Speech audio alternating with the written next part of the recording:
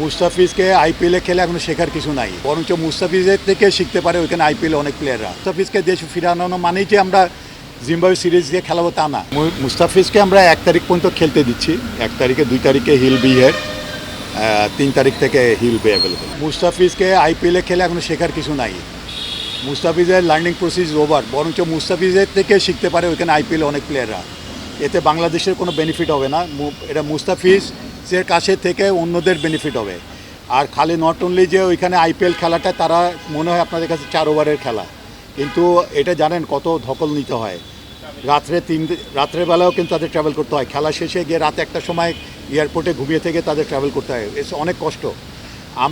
আমাদের কনসার্ন হচ্ছে মুস্তাফিজের হেলথ, তার ফিটনেস। আমরা ওইখানে তারা চাইবে তারা 100% তার থেকে নেওয়ার জন্য, তার ফিটনেসের দিকে কিন্তু তাদের কোনো মাথা ব্যথা নাই, কিন্তু আমাদের আছে। আমরা মুস্তাফিজকে এখানে ব্যাক করানোর কারণটা খালি জিম্বাবুয়ে সিরিজে খেলানোর জন্য না, আমরা জিম্বাবুয়ে সিরিজে তাকে ওয়ার্কলোড দিয়ে আমরা খেলাবো। এখানে আনলে তাকে ওয়ার্কলোড দিয়ে আমরা কিন্তু তাকে প্ল্যান দিব, কিন্তু আইপিএলে থাকলে সে প্ল্যান হবে না। তো সুতরাং মুস্তাফিজের লার্নিং প্রসেস ওভার। ওইখানে মুস্তাফিজকে শেখানোর হয় না, আর কোনো দরকার নেই। সে 7-8 বছর ধরে এখানে ক্রিকেট খেলে, ওই আইপিএল টুর্নামেন্ট খেলছে। সো বেনিফিটেড তারা হবে, আমরা হব না। কিন্তু অবশ্যই ক্রিকেট আমাদের, ক্রিকেটের বাংলাদেশের ক্রিকেটের। লেমন ব্রাইটের এক্সট্রিম ব্রাইট ফর্মুলা বাসন কোষণকে দেয় নতুনের মতো ঝকঝকে চেহারা। Lemon bright.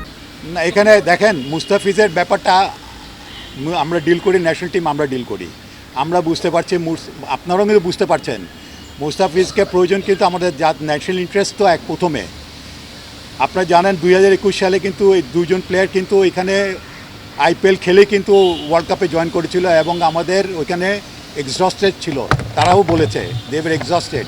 আমরা ওই ধরনের সিচুয়েশন করতে চাই না। মুস্তাফিজকে দেশে ফিরানো মানেই যে আমরা জিম্বাবুয়ে সিরিজ দিয়ে খেলাবো তা না।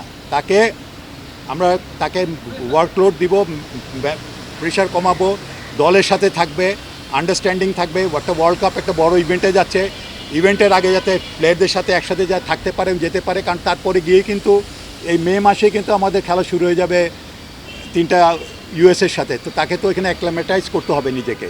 তো তাকে যাওয়ার আগে তো তাকে he has to be fit, physically fit. Exhausted হয়ে গেলে তো সে তো ডেলিভার করবে না। তাহলে আমার কি দরকার?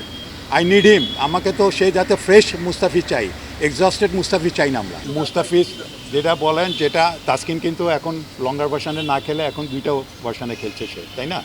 এখানেই তো ওয়ার্কলোড কমিয়ে দেওয়া হয়েছে, এবং তাদের ওইভাবে বলাও আছে। যখনই নাকি বলা আছে তাসকিন যদি কোনো প্রবলেম ফিল করে সে যাতে সাথে সাথে রিপোর্ট করে।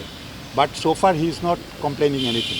সে কিন্তু এখন তার ফিজিক্যাল কোনো, বরঞ্চ সে বলছে ইজ ফিলিং বেটার, যেটা শুনলাম আর কি, আমি তাসকিনকে শুনেছি ইজ ডুইং অল রাইট। এবং আমাদের ক্রিকেট বোর্ড থেকে, ফিজিও ডিপার্টমেন্ট থেকে বলা আছে যদি এদের যারা আছে স্পেশালি ফাস্ট বোলারদের যদি ইফ দে ফিল কোনো ধরনের কোনো আনইজি ফিল করলে যাতে রিপোর্ট করা হয়, এবং সাথে সাথে তাদের ওখান থেকে উইথড্র করানো।